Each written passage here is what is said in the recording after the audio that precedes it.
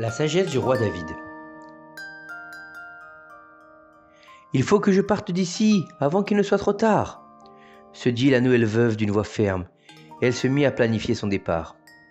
Cette veuve, dont nous allons raconter l'histoire aujourd'hui les enfants, vivait à l'époque du roi Shaoul. Son vieux mari était récemment décédé dans leur maison, et elle était restée veuve et seule avec les nombreux biens qu'il lui avait laissés.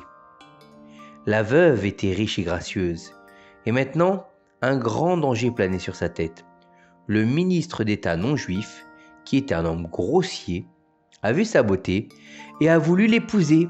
Mais elle, une juive cachère, ne voulait certainement pas épouser un non-juif incirconcis.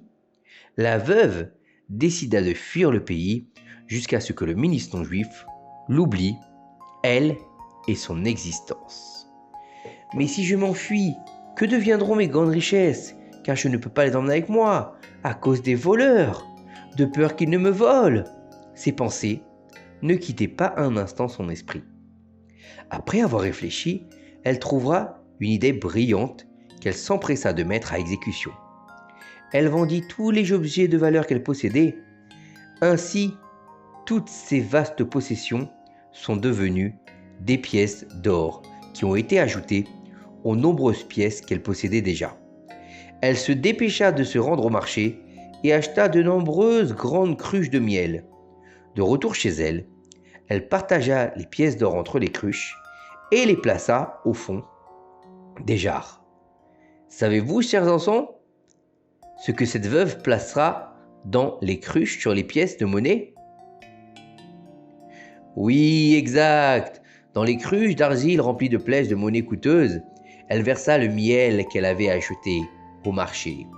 Avec sa texture et sa couleur dorée, le miel cacherait bien la grande quantité d'or qui reposait dans le fond des jarres. Ainsi, la veuve était satisfaite, car personne ne pouvait savoir maintenant ce qu'il y avait vraiment dans les cruches remplies de miel sucré. Elle s'est ensuite dirigée vers la maison de son voisin, qui vivait près de la sienne, et qui était un ami, une connaissance de son défunt mari. « Je dois partir longtemps, et je crains que ne soient volés ou endommagés les nombreuses jarres de miel qui sont en ma possession, dit la veuve. Garderiez-vous les cruches chez vous jusqu'à mon retour ? » Mais bien sûr, volontiers. Vous pouvez me les confier. Je vous les rendrai dans leur intégralité avec l'aide d'Hachem à votre retour, répondit le voisin. Alors elle commença à porter les cruches dans la cave de son voisin. La veuve était heureuse. Elle pouvait maintenant quitter sa maison et quitter le pays pour éviter les édègrements du non-juif. Son cœur était assuré que ses précieux biens seraient bien gardés et le secret du trésor qui se trouve en eux ne sera révélé à personne jusqu'à ce qu'elle revienne. Un jour, une fête eut lieu chez le voisin pour le mariage de son fils. Mazal Tov!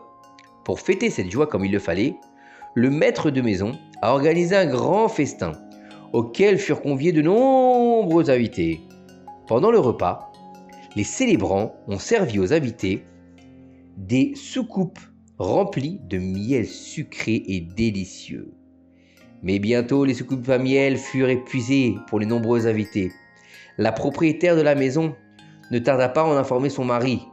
« Qu'est-ce qu'on va faire car tout le miel que j'ai acheté pour la fête est épuisé ?» Alors, le maître de maison se mit à réfléchir et se souvint soudain des nombreuses cruches de miel que lui avaient été confiées depuis longtemps par sa voisine la veuve. « Nous lui en prendrons un peu, puis nous remettrons bien sûr ce que nous avons pris, afin qu'il n'y ait pas de vol, qu'Hachem nous en préserve, dit-il à sa femme. Et rapidement, il descendit à la cave sombre pour aller chercher le miel pour ses invités. Arrivé à la cave, le voisin commença à verser du miel, des cruches dans un grand bol que lui avait donné sa femme. Soudain, à travers l'obscurité du sous-sol, le miel brilla d'un étrange éclat. « Est-ce que je rêve ou y a-t-il quelque chose qui scintille dans le miel ?» se dit-il après avoir bien examiné les pots de miel. Et il a été découvert de nombreuses pièces d'or qui se trouvaient dans le miel collant. La joie dans sa maison continuait normalement, mais dans son cœur, la joie était multipliée par 70. Il y avait un trésor dans son sous-sol, et il deviendrait riche du jour au lendemain. Lorsque les habitants quittèrent les lieux, le maître de maison retourna vers la cave à pas mesurés. Là, devant les cruches d'or couvertes de miel, son cœur était rempli d'un doux sentiment, plus entor que le grand miel qui apparaissait devant ses yeux. La convoitise de l'argent brûlait en lui, et il écoutait les conseils de son mauvais penchant, qui l'incita à prendre les pièces d'or de la veuve pour lui-même.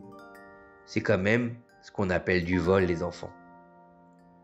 Et c'est interdit par la Torah. Il lavait soigneusement chaque pièce pour les débarrasser du miel qui était resté accroché. Et après avoir passé un long moment dans la cave, il enveloppa toutes les pièces dans un mouchoir, un grand bout de tissu épais, qu'il alla cacher ensuite au mieux. Pour que la veuve ne remarque pas le vol, le voisin remplit de miel tous les pots comme si de rien n'était. Il ne manque rien dans les pots. Après un certain temps, le ministre non-juif mourut. La veuve était très heureuse d'entendre la nouvelle. Elle pouvait enfin revenir chez elle. Dès son retour, elle se tourna vers son voisin et lui demanda les cruches de miel qu'elle lui avait confiées. Devant 2 témoins, le voisin rendit à la veuve les urnes qui lui appartenaient. Dès qu'elle rentra chez elle, elle se pressa d'ouvrir les jarres. Elle examina attentivement leur contenu. Un miel doré pur et propre apparut à ses yeux. Mais elle ne sentit que du miel, au lieu de découvrir les pièces qu'elle avait placées au fond des jarres.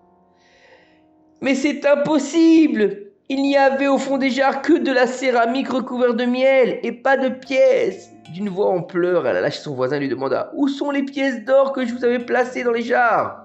Le voisin la regarda avec stupéfaction, puis il la regarda innocemment et dit « Je ne sais pas ce que vous voulez de moi.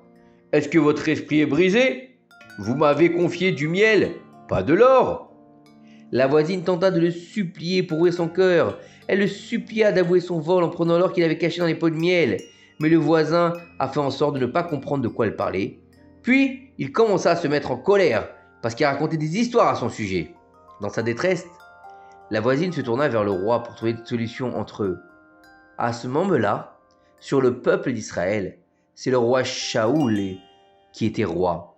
Le roi entendit ces paroles et l'envoya devant le Sanhédrin, afin qu'il décide de ce qu'elle devait faire. Lorsqu'elle se présenta devant le Sanhédrin, les juges demandèrent « Avez-vous des témoins qui vous ont vu cacher l'or dans les cruches de miel ?»« Non, j'avais peur qu'ils le sachent.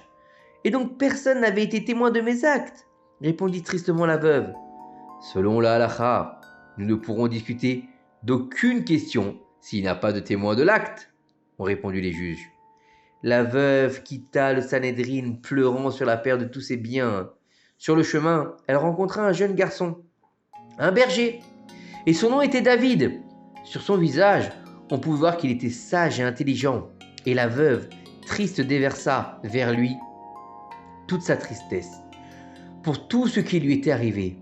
Elle lui expliqua comment le voisin l'avait trompé et comment la loi ne pouvait pas l'aider à récupérer sa grande fortune parce qu'il n'y avait pas de témoin dans cette transaction. Le jeune garçon lui dit « Va devant le roi, Shaoul, et demande sa permission afin que je puisse venir devant lui faire ressortir la justice et la lumière dans cette affaire. » La veuve revint devant le roi Shaoul et demanda la permission.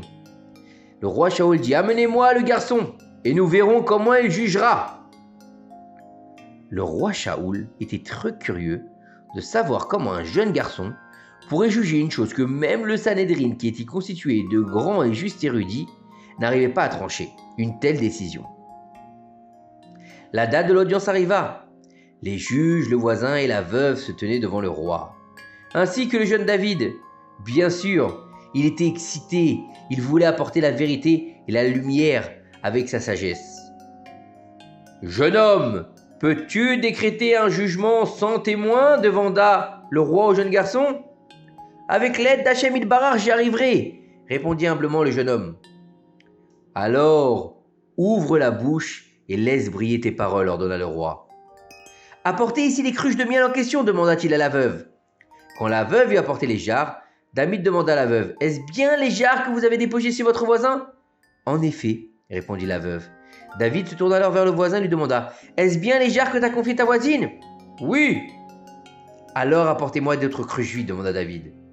On lui apporta des cruches vides. Dans les cruches vides, David vida le miel des jarres pleines.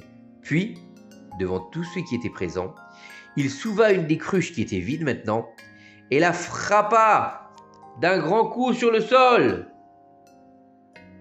Fra! La jarre se brisa en morceaux avec un peu de miel laissé en elle.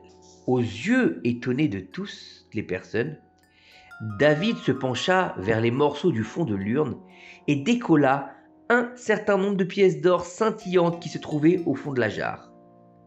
Puis, David alla vers une autre jarre et fit exactement la même chose. Encore une fois, il la souleva, il la brisa au sol dans un grand fracas.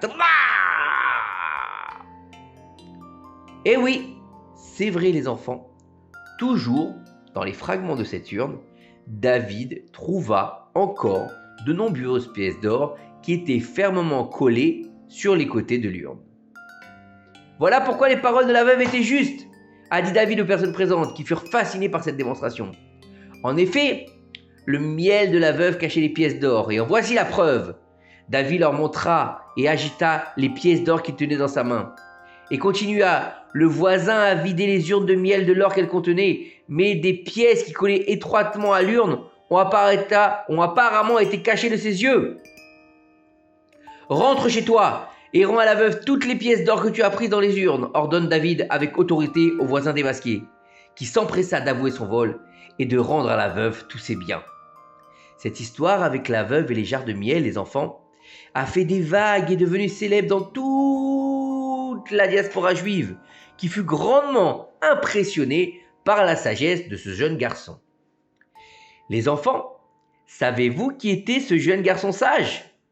Oui, ce même jeune garçon deviendra roi d'Israël. Il s'appellera le roi David de mémoire bénie. Depuis qu'il était jeune, tout le peuple d'Israël avait vu la grande sagesse qui était en lui. Quand il a grandi, il était encore plus sage et il écriva les Téhilim. Vous voyez les enfants, il ne faut pas être forcément adulte pour être sage et intelligent. Il faut juste suivre le chemin de la Torah et des mitzvot comme l'a fait David dans sa jeunesse. À très bientôt!